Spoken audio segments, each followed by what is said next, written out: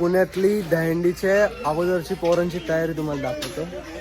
आमचा मंडळाचा खजिनदार आहे, तो सांगतो. टेन्शन दिलंय मला, नुसतं सगळं मटेरियल मला वाढवायला लावतंय. बजेट नाही यांना, कसं त्यांना काय बोलायचं मी समजत नाही. मला डोळे काळे पडले, डोळे सुजलेत माझे यांचं ऐकून. आज तारीख 14 आहे. सगळ्यांनी पोरांनी आपलं घरदार सगळं सोडून जेवले विले काहीच नाहीये. सगळं हे स्ट्रक्चर विचार काढायला आले. आपल्या मंडळाचे सगळे पोरं कार्यकर्ते इथे काम करतात. हे बसलेत.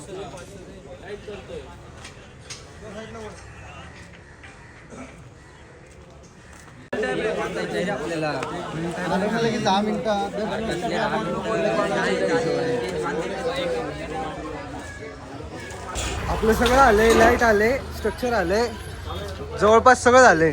डेकोरेशनचं पण बघतोय. फक्त राहिलंय साऊंडवाला यायचं. साऊंडवाला यायचं राहिलं टाईम. जेनसेट पण आलं आत्ताच. तर फायनली आमच्या मंडळाचं सगळं सेटअप आलं काय. चा ब्रॉन्को पण लागलाय आणि एवढं असं स्ट्रक्चर झालंय. सगळ्या पोरांची मेहनत आहे. लाईटवाला आहे हा.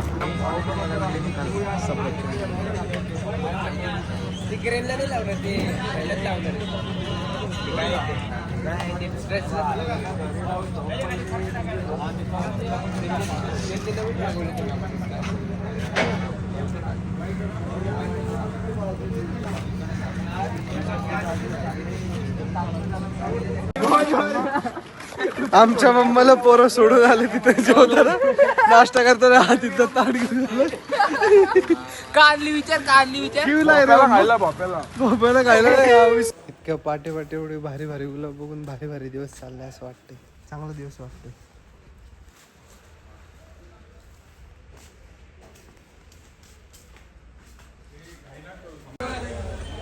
काय प्राईज आहे काके?